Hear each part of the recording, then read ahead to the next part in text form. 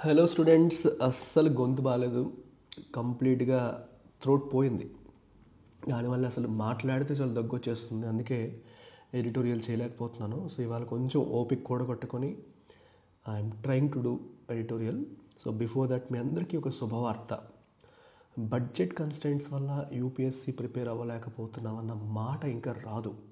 మీరు కనీ విని ఎరుగని రీతిలో కేవలం 12,000 రూపాయలకి మీరు అడుగుతారు, అసలు యూపీఎస్సీ చెప్తున్నారా ఇంకేమైనా చెప్తున్నారని. Same UPSC classes live and recorded ఫార్మాట్లో ప్రిలిమ్స్ కమ్ మెయిన్స్ జిఎస్ మొత్తం కవర్ చేస్తున్న క్లాసెస్ 12,000 రూపీస్ ఆప్షన్ ఇప్పుడు మీకు క్రియేట్ చేసాం. సో ఈ ఆప్షన్ వినియోగించుకోండి. 12,000 రూపాయలకి కంప్లీట్గా మీకు సిలబస్ ప్రాపర్గా మన ఎల్టీఎక్స్లో ఎలా చెప్తామో మీకు తెలుసు. In depth coverage live classes అమ్మా. ఎప్పుడో పాత క్లాసులు ఇచ్చేయడం కాదు, అప్డేటెడ్ కంటెంట్ని దృష్టిలో పెట్టుకొని లైవ్ క్లాసెస్. యాప్ డౌన్లోడ్ చేసుకోండి. డెమో కావాలంటే చెక్ చేయండి. ఇంకేమన్నా డౌట్స్ ఉంటే ఈ నెంబర్కి మీరు కాంటాక్ట్ చేయండి. ఇది 31 జనవరి వరకు మాత్రమే ఉన్న ఆఫర్. తర్వాత ఇది ఎక్స్టెండ్ అవుతుంది అని నేను చెప్పలేను. సో కాబట్టి వినియోగించుకోండి బిఫోర్ 31 జనవరి. Take care. Editorial line by లైన్లోకి వచ్చేద్దాము.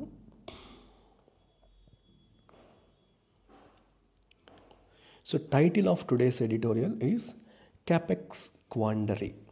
Capex Quandary అంటే అర్థం ఏంటి? What is the meaning of capex క్వాండరీ?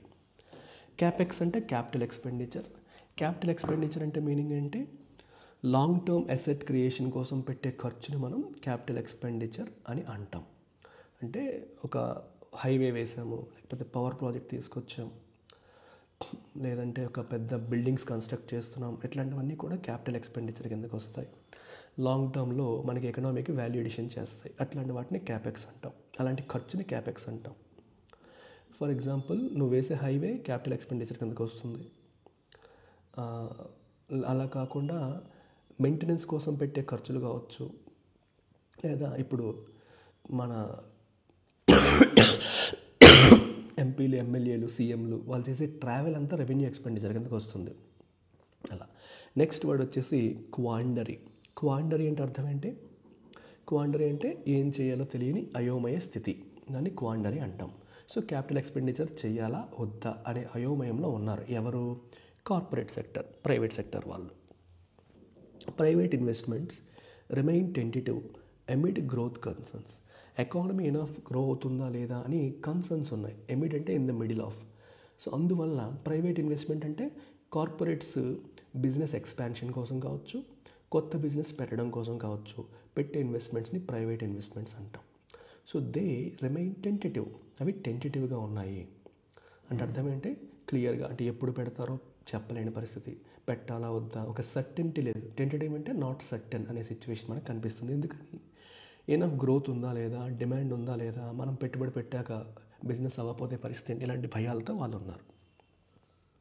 Since the COVID-19 pandemic, the centre has been using public capital expenditure on infrastructure to pump prime the economic recovery.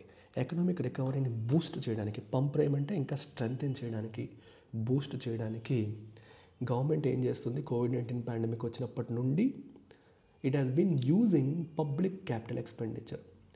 Infrastructure మీద ఎక్కువగా ఖర్చు పెట్టడం. Public అంటే అర్థం ఏంటి? గవర్నమెంట్ అని. పబ్లిక్ అంటే ప్రజలని కాదు, గుర్తుపెట్టుకోవాలి. ఇక్కడ ఈ కాంటెక్స్ట్లో పబ్లిక్ ఎక్స్పెండిచర్ అంటే ప్రజలు పెట్టే ఖర్చు కాదు, గవర్నమెంట్ పెట్టే ఖర్చు అని.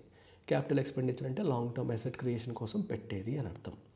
సో ఇన్ఫ్రాస్ట్రక్చర్లో ఎక్కువగా ఇన్వెస్ట్ చేయడం ద్వారా డిమాండ్ క్రియేట్ చేసి, జాబ్స్ క్రియేట్ చేసి, దాని ద్వారా ఎకనామిక్ రికవరీని సాధించడానికి గవర్నమెంట్ ప్రయత్నం చేస్తూ వస్తుంది.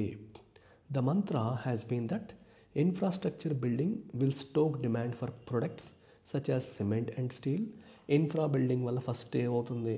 సిమెంట్కి, స్టీల్కి డిమాండ్ క్రియేట్ అవుతుంది. స్టోక్ అంటే ట్రిగ్గర్ అన్నట్టు. జనరేట్ జాబ్స్ ఇన్ కన్స్ట్రక్షన్ సెక్టర్లో విపరీతంగా జాబ్స్ క్రియేట్ అవుతాయి. And together trigger a strong multiplier effect on the economy. కలిసి రెండు కలిపి ఒక స్ట్రాంగ్ మల్టిప్లయర్ ఎఫెక్ట్ని క్రియేట్ చేస్తాయి అని అర్థం. ఇక్కడ మల్టిప్లయర్ ఎఫెక్ట్ అంటే అర్థం ఏంటి? ఇప్పుడు మన గవర్నమెంట్ ఏదైతే ఉందో so government when it spends a lot of money okay for infrastructure, infra కోసం ఇలా బాగా ఖర్చు పెట్టినప్పుడు అదేమవుతుంది, it generates lot of jobs generate అవుతాయి. సో చాలామందికి ఉద్యోగాలు వస్తాయి, పని దొరుకుతుంది. పని దొరకడమే కాదు, వాళ్ళకి ఈ మనీ వెళ్తుంది. ఎప్పుడైతే ప్రజల చేతుల్లోకి డబ్బులు వెళ్తాయో పీపుల్ విల్ స్టార్ట్ స్పెండింగ్, వాళ్ళు ఖర్చు పెడతారు. ఇప్పటివరకు డబ్బులు లేక కొనుగోలు చేయలేకపోయిన చాలా విషయాల్ని, చాలా వస్తువుల్ని, సేవల్ని దే విల్ స్పెండ్ చేయడం మొదలు పెడతారు. So spending creates demand. చేతుల్లో మనీ ఉంటే demand for goods and services ఒక్కసారిగా పెరుగుతుంది. గుడ్స్ అండ్ సర్వీసెస్కి డిమాండ్ పెరిగితే ఆటోమేటిక్గా వాటి సేల్స్ అనేవి రైజ్ అవుతాయి. సేల్స్ అనేవి రైజ్ అయితే ప్రొడక్షన్ మీద ప్రెషర్ పెరుగుతుంది. అరే ఉన్నవన్నీ సేల్ అయిపోయి నెక్స్ట్ ఇంకా పంపించండి అని చెప్పి ఆర్డర్లు వస్తూ ఉంటాయి. సో ప్రొడక్షన్ కూడా పెంచాల్సిన సిచ్యువేషన్ అనేది వస్తుంది. సో ప్రొడక్షన్ పెరిగితే అగైన్ దిస్ విల్ జనరేట్, మళ్ళీ కొత్త జాబ్స్ క్రియేట్ అవుతాయి అండ్ ది సైకిల్ రిపీట్స్. దీన్నే మనం మల్టిప్లయర్ ఎఫెక్ట్ అంటాం. So it is a virtuous cycle. అంటే ఒక పాజిటివ్ ఇంకో పాజిటివ్కి దారి తీస్తూ వెళ్ళడాన్ని మనం వర్చువస్ సైకిల్ అంటాం. సో ఇలా జరుగుతుంది అనేది ఎక్స్పెక్టేషన్ అక్కడ. ఈవెన్చువల్లీ అంటే చివరగా ఫైనల్గా క్రియేటింగ్ కండ్యూసివ్ కండిషన్స్. కండ్యూసివ్ అంటే ఫేవరబుల్, ఓకే, కండ్యూసివ్ అట్మాస్ఫియర్ లేదా కండ్యూసివ్ కండిషన్స్ అంటే ఏంటమ్మా ఫేవరబుల్ అని అర్థం. For private investors to plan green field and brown field projects. So private investors green field మరియు బ్రౌన్ ఫీల్డ్ ప్రాజెక్ట్స్ ప్లాన్ చేసుకోవడానికి అవసరమైన favourable conditions అనేవి క్రియేట్ అవుతాయి అని అర్థం. సో బేసిక్గా ఇక్కడ గ్రీన్ ఫీల్డ్ అంటే అర్థం ఏంటి, బ్రౌన్ ఫీల్డ్ అంటే అర్థం ఏంటి? సో చాలా ఇంట్రెస్టింగ్ టర్మినాలజీ ఇది. బ్రౌన్ ఫీల్డ్ అంటే ఆల్రెడీ నీకున్న బిజినెస్ని ఎక్స్పాన్షన్ చేయడం, ఉన్న ప్రాజెక్ట్ని ఎక్స్పాన్షన్ చేయడాన్ని, ఉన్న బిజినెస్ని ఎక్స్పాన్షన్ చేయడాన్ని మనం బ్రౌన్ ఫీల్డ్ ప్రాజెక్ట్ అంటాం. అలాగే కంప్లీట్గా కొత్త బిజినెస్లోకి ఎంటర్ అవ్వడం కావచ్చు, కంప్లీట్గా కొత్త ప్రాజెక్ట్ టేకప్ చేయడాన్ని మనం గ్రీన్ ఫీల్డ్ అని చెప్పి అంటాం. గ్రీన్ ఫీల్డ్ అని చెప్పేసి మనం అంటాం. ఓకే, ఇప్పుడు ఫర్ ఎగ్జాంపుల్ శ్రీకాకుళం దగ్గర విజయనగరం, శ్రీకాకుళం మరియు వైజాగ్ మధ్యలో భోగాపురం అనే ప్లేస్లో ఒక కొత్త ఎయిర్పోర్ట్ వస్తుంది. అది గ్రీన్ ఫీల్డా బ్రౌన్ ఫీల్డ్ అంటే ఆన్సర్ ఏంటి? It is a green field airport. అంటే కంప్లీట్గా కొత్తగా ఒక ఏరియాలో స్థలాన్ని సేకరించి అక్కడ ఎయిర్పోర్ట్ కన్స్ట్రక్షన్ చేస్తున్నారు. అదే వైజాగ్లో ఆల్రెడీ ఉన్న ఎయిర్పోర్ట్ని ఎక్స్పాండ్ చేస్తే దాన్ని బ్రౌన్ ఫీల్డ్ ప్రాజెక్ట్ అని చెప్పి అంటాం. హైదరాబాద్లో తీసుకుంటే Shamshabad airport is a green field airport. అలాగా in budget 24-25 Finance Minister Nirmala Sitharaman said the government will endeavour to maintain strong fiscal support for infrastructure over the next 5 years. Budget 24-25 అంటే last year, ఈసారిది 25-26. Last year బడ్జెట్లో finance minister ఏమన్నారు? Government will Endeavour to maintain strong fiscal support. Next 5 ఇయర్స్లో infrastructure కోసం strong fiscal support ఉంటుంది అని చెప్పారు. Fiscal అంటే ఏంటమ్మా? ఫినాన్షియల్. గవర్నమెంట్ వైపు నుంచి ఫుల్ సపోర్ట్ ఉంటుంది, చాలా ఎక్కువ దానికోసం ఖర్చు పెడతాము అని చెప్పేసి నిర్మలా సీతారామన్ గారు చెప్పడం అనేది జరిగింది. ఓకే, ఇక్కడ ఎండివర్ అంటే మీనింగ్ ఏంటి? Will try really hard. Endeavour అనేది నౌన్గా తీసుకోవచ్చు, వర్బ్గా తీసుకోవచ్చు. ఇక్కడ విల్ తర్వాత వచ్చింది కాబట్టి verb, will try really hard అని అర్థం అనమాట. In conjunction with imperatives of other priorities and fiscal consolidation. Fiscal consolidation అంటే అర్థం ఏంటమ్మా? వేస్టేజ్ని తగ్గించడం, ఫిస్కల్ డెఫిసిట్ని తగ్గించే కార్యక్రమాన్ని ఫిస్కల్ కన్సాలిడేషన్ అంటాం. అండ్ అదర్ ఇంపెరిటివ్స్ని కూడా చూసుకుంటుంటే వేరే వాటిని కూడా కలుపుకుంటూ, ఇన్ కంజంక్షన్ విత్ అంటే వాటితో పాటు అని అర్థం, అవి చూసుకుంటూ ఇన్ఫ్రాస్ట్రక్చర్కి స్ట్రాంగ్ పుష్ ఇస్తాము అని గవర్నమెంట్ నిర్మలా సీతారామన్ గారు చెప్పడం జరిగింది. She announced 11.11 lakh crore of capex spends this year. ఈ సంవత్సరానికి, ఆర్థిక సంవత్సరానికి అంటే ఏప్రిల్ 2024 నుంచి మార్చ్ 2025 వరకు ఆర్థిక సంవత్సరానికి 11.11 లక్షల కోట్ల క్యాపిటల్ ఎక్స్పెండిచర్ని నిర్మలా సీతారామన్ అనౌన్స్ చేశారు. Amounting to 3.4% of GDP. అది జీడిపిలో 3.4% ఉంటుంది. అంత అమౌంట్ ఖర్చు పెడతాం మేము అని చెప్పేసి తను అనౌన్స్ చేయడం జరిగింది. That goal is unlikely to be attained partly due to spending curbs in the poll affected first quarter.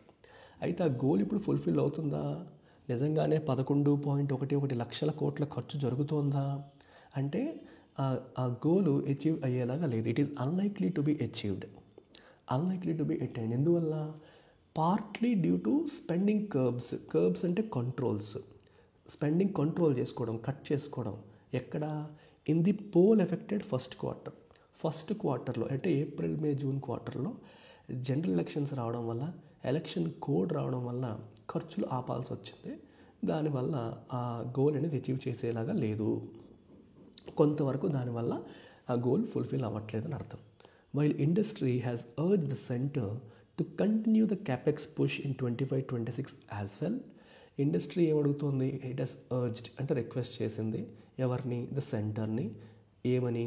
To continue the capex push, capital expenditure push 25-26లో కూడా కంటిన్యూ చెయ్యండి అని చెప్పి ఇండస్ట్రీ ఒకవైపు అర్జ్ చేస్తే, it has failed to respond to the government's constant nudges and persuasions to ramp up their own operations. So industry ఏముంటుంది? మీరు ఇంకా ఖర్చు పెట్టండి అని గవర్నమెంట్ని రిక్వెస్ట్ చేస్తుంది. ఇండస్ట్రీ పుష్ చేస్తుంది, రిక్వెస్ట్ చేస్తుంది. ఏంటి ఉపయోగం ఇండస్ట్రీకి? గవర్నమెంట్ ఎక్కువ ఖర్చు పెడితే ఇండస్ట్రీ కూడా ప్రాజెక్ట్స్ వస్తాయి.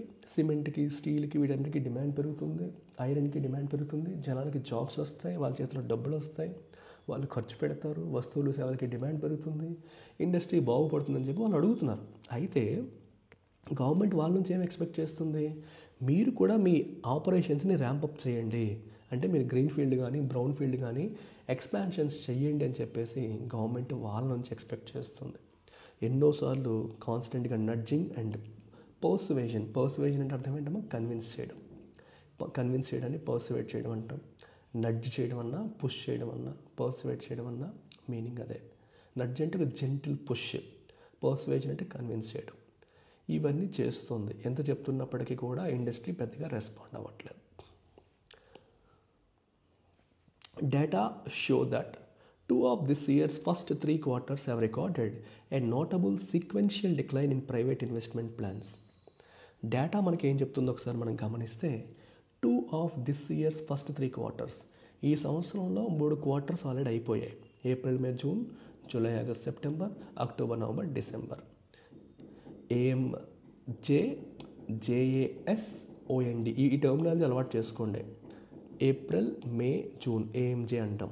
తర్వాత July August September JAS, October November December OND, తర్వాత జాన్ ఫెబ్ మార్చ్ జేఎఫ్ఎం. ఈ టర్మ్స్ ఇలా గుర్తుపెట్టుకోండి, జేఎఫ్ఎం. సో 4th క్వార్టర్ ఇంకా పెండింగ్. ఫస్ట్ 3 క్వార్టర్స్ మనం ఒకసారి గమనిస్తే, they have recorded 2 of this year's first 3 notable sequential decline. Private investment ప్లాన్స్లో అంటే corporates brown field కావచ్చు, గ్రీన్ ఫీల్డ్ కావచ్చు చేసే ఎక్స్పాన్షన్ ప్లాన్స్లో మనకి డిక్లైన్ కనిపిస్తుంది. సీక్వెన్షియల్ అంటే క్వార్టర్ ఆన్ క్వార్టర్. సీక్వెన్షియల్ అంటే అర్థం ఏంటమ్మా? క్వార్టర్ ఆన్ క్వార్టర్ అని. మంత్ ఆన్ మంత్ కానీ క్వార్టర్ ఆన్ క్వార్టర్ కానీ సీక్వెన్షియల్ అంటాం. సీక్వెన్షియల్ కాకపోతే ఇయర్ ఆన్ ఇయర్ అంటారు. అసలు ఏమీ మెన్షన్ చేయకపోతే ఇయర్ ఆన్ ఇయర్ అంటే లాస్ట్ ఇయర్తో కంపేర్ చేస్తే అని అర్థం. అదర్వైజ్ లాస్ట్ మంత్ లాస్ట్ క్వార్టర్తో కంపేర్ చేస్తే సీక్వెన్షియల్ అని పెడితే. So particularly by domestic industry special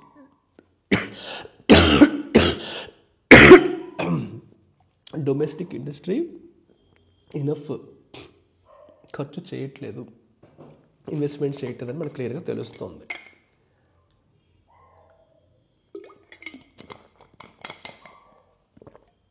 అస్సలు బాగాలేదమ్మా గొంతు.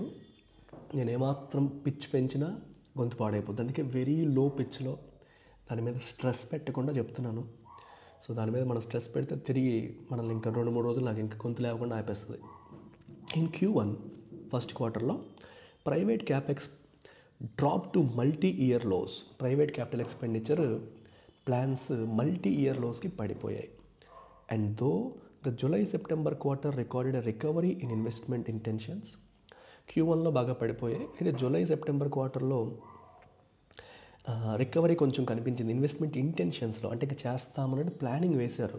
దట్ అప్టిక్ డిసిపేటెడ్ ఇన్ Q3లో అది కూడా డిసిపేట్ అయిపోయింది, మొత్తం మాయమైపోయింది అని అర్థం.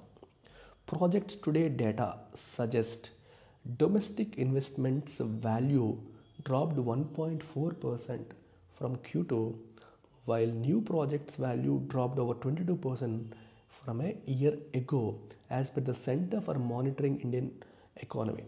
Centre for monitoring Indian economy, ఇది గవర్నమెంట్ది కాదు, కార్పొరేట్దే, ప్రైవేట్ది. ఇండియన్ ఎకానమీని మానిటర్ చేసే ఒక ఆర్గనైజేషన్. వాళ్ళ డేటా, వాళ్ళు సర్వేలు గట్రా చేస్తూ ఉంటారు. సో వీళ్ళ డేటా ప్రకారం లాస్ట్ ఇయర్తో పోలిస్తే మనకి 22% కొత్త ప్రాజెక్ట్స్ వాల్యూ పడిపోయిందంట. లాస్ట్ క్వార్టర్తో పోలిస్తే, Q2తో పోలిస్తే 1.4% పడిపోయిందంట. Q3 డేటా ఇదంతా. There are many factors playing on corporate risk taking capacity. ఎందుకు కార్పొరేట్ కంపెనీస్ ఇన్వెస్ట్మెంట్ చేయడానికి వెనకాడుతున్నాయి, ఎందుకు భయపడుతున్నాయి అంటే చాలా ఫ్యాక్టర్స్ ఉన్నాయి. ఒకటి, weak Q2 results. First of all ఆ కంపెనీస్ అంతగా పర్ఫామ్ చేయట్లేదు. సో Q2లో పర్ఫార్మెన్స్ అంత గొప్పగా లేకపోవడం. Q2 అంటే సెకండ్ క్వార్టర్. గ్లోబల్ అన్సర్టెంటీస్, ప్రపంచవ్యాప్తంగా కూడా అన్సర్టెంటీస్ చాలా ఉన్నాయి. ఈ గొడవలు, యుద్ధాలు, ఇప్పుడు ట్రంప్ వచ్చేసాడు. సో ట్రంప్ వచ్చాక మళ్ళీ టారిఫ్ వార్ ఉంటుంది. మీ మీద మేము టారిఫ్ వేస్తాం, మా మీద మీరు వేస్తాం, ఈ గోలంతా ఉంటుంది. స్పైకింగ్ కాస్ట్, స్పైకింగ్ అంటే పెరుగుతున్న, అండ్ వెయినింగ్ డిమాండ్, వెయినింగ్ అంటే తగ్గుతున్న. చూసారా, వెయినింగ్ స్పైకింగ్ పక్కన వస్తాయి. డిమాండ్ తగ్గడం, కాస్ట్లు పెరగడం. In more lucrative urban markets, urban మార్కెట్స్లో ఖర్చులు పెరిగిపోయి డిమాండ్ తగ్గిపోయే పరిస్థితి మనకు కనిపిస్తుంది. Going by current indications, present indications మనం గమనిస్తే, including the early bird Q3 results. Okay, Q3 results ఇంకా ఇప్పుడే వస్తూ ఉన్నాయి. మొత్తం అన్ని కంపెనీస్ ఇంకా రాలేదు. బట్ ఎర్లీ బర్డ్ అంటే ఎర్లీగా వస్తున్న Q3 రిజల్ట్స్ని మనం గమనిస్తే, demand has not really improved. Demand improve అయిందా? లేదు. వస్తువులు, సేవల డిమాండ్ అంతగా ఇంప్రూవ్ అవ్వలేదు. అందుకే ఇప్పటికీ కార్పొరేట్ ఎర్నింగ్స్ అంతగా గ్రో అవ్వలేదని మనకు తెలుస్తుంది. Nor is there ostensible pressure on factory capacities to warrant expansions. So బేసిక్గా కంపెనీస్ ఎక్స్పాన్షన్ ఎప్పుడు చేస్తాయి? ఇప్పుడు ఫ్యాక్టరీ ఏదైతే ఉందో ఈ ఫ్యాక్టరీస్కి మీద విపరీతమైన ఆర్డర్లు వచ్చేస్తాయి అనుకోండి. ఇప్పుడు మారుతి సుజుకి కంపెనీ ఉంది, ఒక నెలకి 1000 కార్లు ప్రొడ్యూస్ చేయగలుగుతుంది అనుకోండి. కానీ నెలకి 10,000 కార్లు కావాలని చెప్పి డిమాండ్ వస్తే అప్పుడు 1000 కార్లు ప్రొడ్యూస్ చేస్తే ఎప్పుడు అవుతుంది, మనం ఎక్స్పాండ్ చేయాలని ఆలోచిస్తారు. లేదా 2000, 1100, పోనీ 800 కార్లు డిమాండ్ వస్తుందంటే, అమ్మో 800 అంటే ఇప్పుడు ఇవ్వగలుగుతున్నాం, రేపు పొద్దున పెరగచ్చు, పెరిగితే మనం ఇవ్వలేని పరిస్థితి వస్తుందని చెప్పి ముందే ఎక్స్పాండ్ చేసుకొని పెట్టుకుంటారు. కానీ ఇప్పటికి 1000 కార్స్ మనం ప్రొడ్యూస్ చేయగలుగుతుంటే 500కి మించి అసలు ఆర్డర్స్ రావట్లేదు. మరి అలాంటప్పుడు నేను ఎక్స్ట్రా ఎక్స్పాన్షన్ చేసి ఏం చేయాలి? అది అర్థమైంది మీకు? సో ప్రెజెంట్ ఫ్యాక్టరీ కెపాసిటీస్ మీద అంత ప్రెజర్ లేదు. ఆస్టెన్సిబుల్ అంటే అర్థం ఏంటమ్మా? అపరెంట్, ఎవిడెంట్, కనిపిస్తున్న అనేది అర్థం. ఉందా? లేదు. నార్ అనేది నెగిటివ్ వర్డ్ కదా. నార్ ఈజ్ దేర్ అంటే లేదు అని అర్థం. నార్ ఈజ్ దేర్ ఆస్టెన్సిబుల్ ప్రెజర్, వాటి మీద పెద్ద ప్రెజర్ లేదు. దేనికి? To warrant expansions. వారెంట్ అంటే మీనింగ్ ఏంటి? వారెంట్ అంటే టు మేక్ సంథింగ్ నెససరీ, అంటే ఎక్స్పాన్షన్ నెససరీ అయ్యేంత లెవెల్లో ఫ్యాక్టరీ కెపాసిటీస్ మీద ప్రెజర్ ఏమీ పడట్లేదు. మరి అలాంటప్పుడు ఎందుకు మేము ఎక్స్పాన్షన్ చేయాలి అనే ఆలోచనలో ఈ కార్పొరేట్ కంపెనీస్ అన్నీ ఉన్నాయి. For a sustainable breakout from this slowdown, ఈ స్లోడౌన్ నుంచి, అంటే ఎకానమీ స్లోడౌన్ అవుతుంది, దీని నుంచి బ్రేక్అవుట్. సస్టైనబుల్ అంటే లాంగ్ లాస్టింగ్, ఎక్కువ కాలం మన్నేలాగా ఉండేలాగా ఉంటుందని మనం సస్టైనబుల్ అంటాం. సో అంటే ఇప్పుడు ఇలా ఎకానమీ స్లోడౌన్ అవుతుందమ్మా. పికప్ అయింది అనుకోండి, ఆ పికప్ అయిపోయింది, మళ్ళీ స్లోడౌన్ అయ్యి మళ్ళీ పికప్ అయ్యి ఎలా ఉంటే ఇది సస్టైనబుల్ కాదు.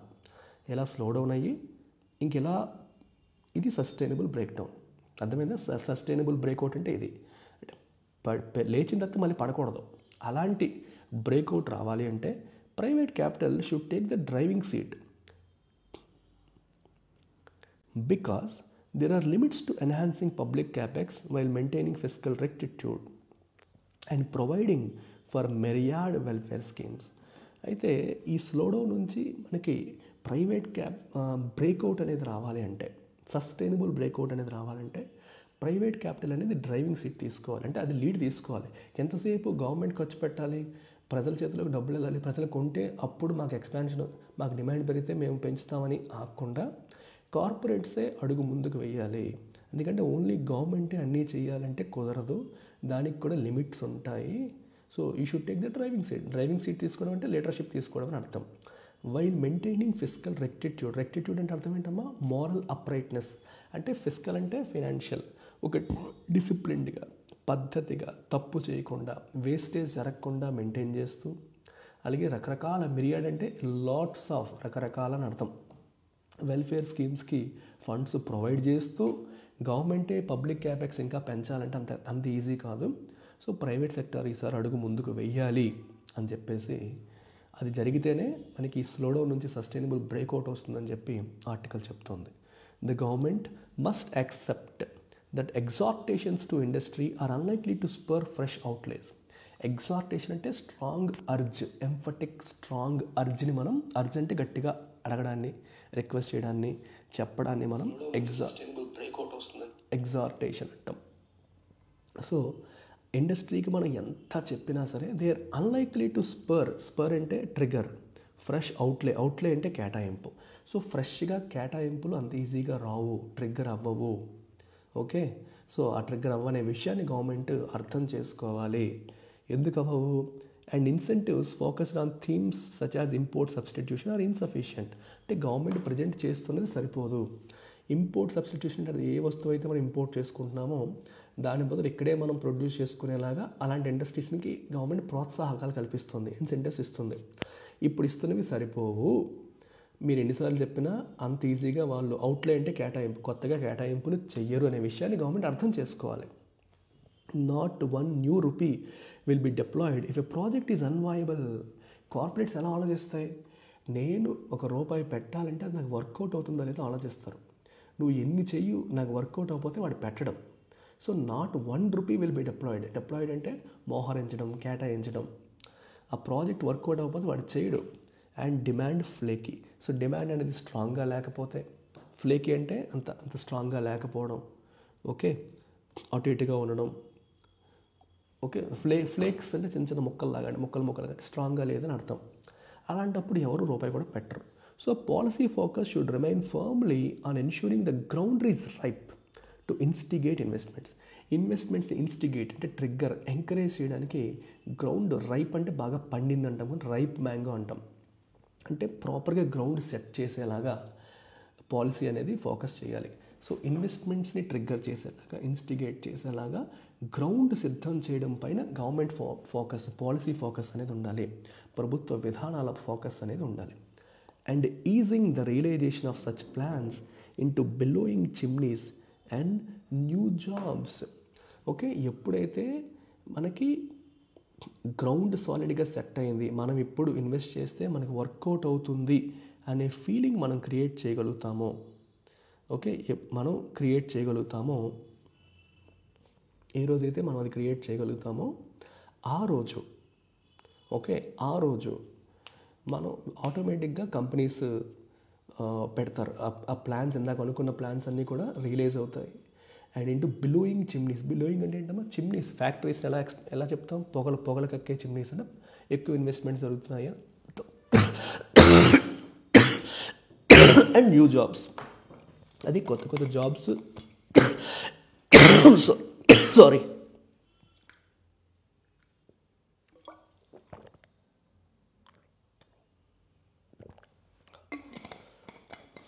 సారీ అమ్మా. జాబ్స్ క్రియేషన్కి వాటికి హెల్ప్ అవుతుందని అర్థం. ఫర్ దట్ అది జరగాలంటే boosting incomes and consumption is critical. ప్రజల యొక్క ఇన్కమ్ని మనం బూస్ట్ చేయాలి.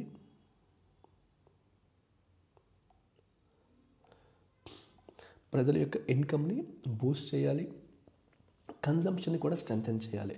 అప్పుడే మనకి మ్యాక్రో అండ్ మైక్రో లెవెల్ రిఫార్మ్స్ని, వాటితో పాటు ఇంకా ఏంటమ్మా, is critical as is expediting macro and micro level రిఫార్మ్స్ని స్పీడప్ చేయాలి. ఎక్స్పీడైట్ అంటే అర్థం ఏంటమ్మా? స్పీడప్ చేయడం అనేది అవసరం. That an economic policy framework outlining next generation reforms promised in the budget has not been heard of since then is not very comforting. ఒక economic policy framework, next generation reforms తీసుకొస్తాము అని చెప్పి బడ్జెట్లో promise చేసిన reforms ఏవైతే ఉన్నాయో వాటి గురించి అసలు డిస్కషనే జరగలేదు. అది అంత కంఫర్టబుల్ ఫ్యాక్టర్ కాదండి. బడ్జెట్లో ఏవేవో తీసుకొస్తామని చెప్పారు, కానీ వాటి గురించి అసలు కనీసం డిస్కషన్ కూడా జరగలేదు. ఇది అంత కంఫర్టబుల్ ఫ్యాక్టర్ కాదు. అని ఫైనల్గా ఇక్కడ తెలుస్తున్నారనమాట.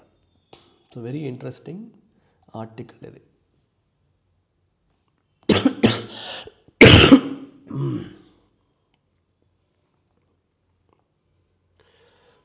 ఓకే, ఇప్పుడు now let's look at the questions. Tone of the author ఒకసారి గమనిస్తే మీరు చెప్పండి అమ్మా, చూస్తున్న వాళ్ళు, లైవ్ చూస్తున్న వాళ్ళు.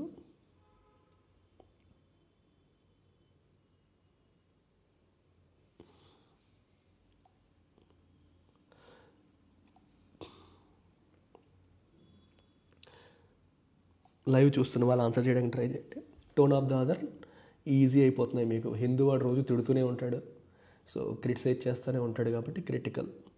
అటు కార్పొరేట్ని క్రిటిసైజ్ చేశాడు, గవర్నమెంట్ కూడా క్రిటిసైజ్ చేశాడు. What is the main idea of the passage? Passage యొక్క మెయిన్ ఐడియా ఏంటి అసలు? అంటే ఏ థీమ్ అయితే రిపీటెడ్గా చెప్పబడుతుందో దాన్ని మనం మెయిన్ ఐడియా అని చెప్పేసి అంటాం. Public capex a successfully driven economic recovery.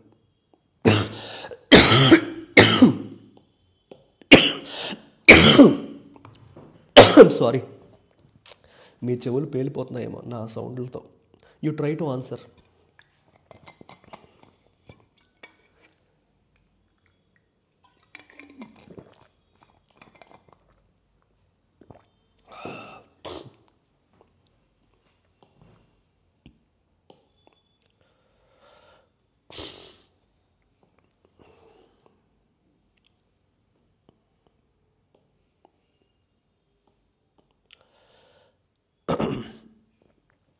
కాదు కదా, ఆర్టికల్ క్రిటికల్ మోడ్లో ఉన్నప్పుడు ఇది కంప్లీట్ పాజిటివ్ సెంటెన్స్. ఆర్టికల్ ఏమో క్రిటికల్, ఈ సెంటెన్స్ ఏమో పాజిటివ్. ఎలా అవుతుంది? ప్రైవేట్ ఇన్వెస్ట్మెంట్స్ అనేవి crucial, they are important. Sustained growth కావాలంటే అవి కావాలి, but they remain hesitant despite public spending. Public spending అంటే గవర్నమెంట్ స్పెండింగ్ అవుతుంది. పబ్లిక్ స్పెండింగ్ అంటే పీపుల్ స్పెండింగ్ కాదు, గవర్నమెంట్ స్పెండింగ్. గవర్నమెంట్ స్పెండింగ్ జరుగుతున్నప్పటికీ ప్రైవేట్ స్పెండింగ్ జరగట్లేదు. అదే మెయిన్ ప్రాబ్లం. అది ఉంటే కానీ సస్టైన్డ్ గ్రోత్ రాదు.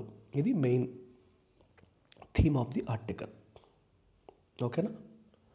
సో ఇది మీరు ఓన్లీ ఇంగ్లీష్ పాయింట్ ఆఫ్ వ్యూలో చదివితే మీకు అర్థం కాదు. సబ్జెక్ట్ అందుకే అర్థం చేసుకుంటే మీకు ఈజీ అయిపోతుంది. What can be inferred from the passage about private sector investments? Try చేయండి మీరు. శివకుమార్, ఎక్స్ట్రా వర్క్ నాకు పెట్టొద్దాం ఇవాళ. No additional questions. నేను ఎప్పటికీ నేను పుష్ చేసుకుంటూ ఇవాళ యాక్చువల్గా క్వశ్చన్ స్కిప్ చేద్దామా అనుకున్నాను. Only editorial line by line చెప్పేద్దాము, స్టార్టింగ్లో 10 words, ఎండింగ్లు ఇవన్నీ వదిలేద్దాం అనుకున్నాను, కానీ మనసు ఒప్పలేదు. So don't push me further, just go with the flow. ఓపిక లేదు. ఇవాళ ఎక్కువ పుష్ చేశారంటే రేపు మళ్ళీ డౌన్ అయిపోద్ది బండి. చాలా వరకు కోఆపరేట్ చేసింది వాయిస్. నాకు తెలిసి ఇంకా రికవరీ ఫేజ్ స్టార్టింగ్లో ఉన్నట్టున్నాం. మేబీ రేపు ఎల్లుండికి పూర్తిగా సెట్ అయిపోయింది. ఏంటి ఇన్ఫర్ చేయొచ్చు మనం? Demand and financial viability are key determinants for private investment. Private వాళ్ళు డబ్బులు పెట్టాలంటే మార్కెట్ నుంచి డిమాండ్ ఉండాలి,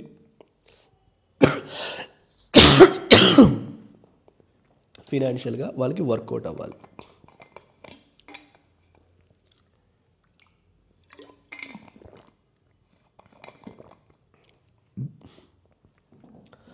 ఓకే, నా గొంతు సెట్ అయిపోయాక మీరు ఎన్ని క్వశ్చన్స్ అని అడగండి, పర్లేదు.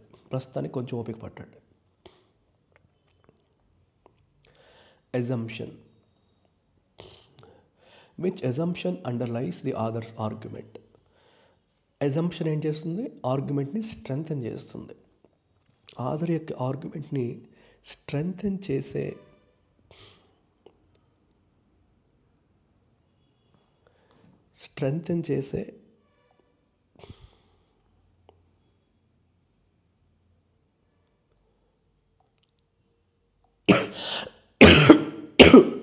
అజంప్షన్ ఏది ఇక్కడ?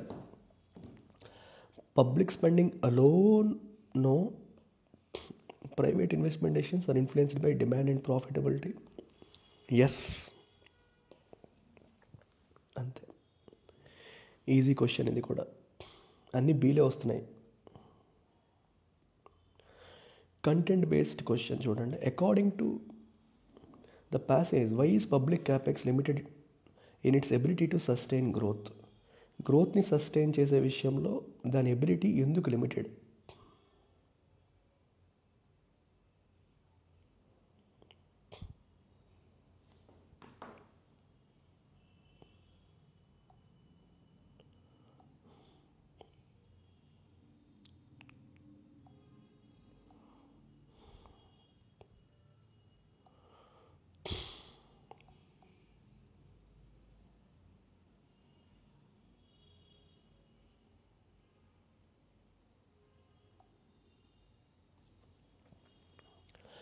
ఎందుకమ్మా?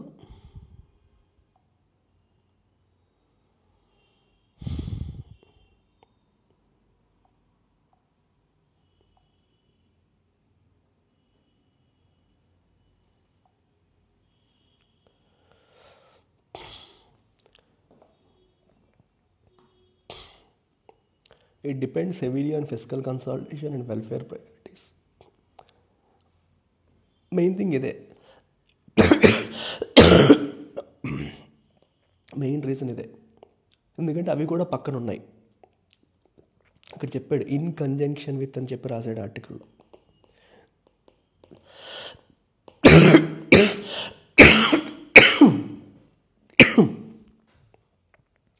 అవి కూడా చూసుకుంటూ మనం వెళ్ళాలి. ఫిజికల్ కన్సాలిడేషన్ అంటే ఖర్చులు తగ్గించడం, డెఫిసిట్ తగ్గించడం ఒక పక్క, అలాగే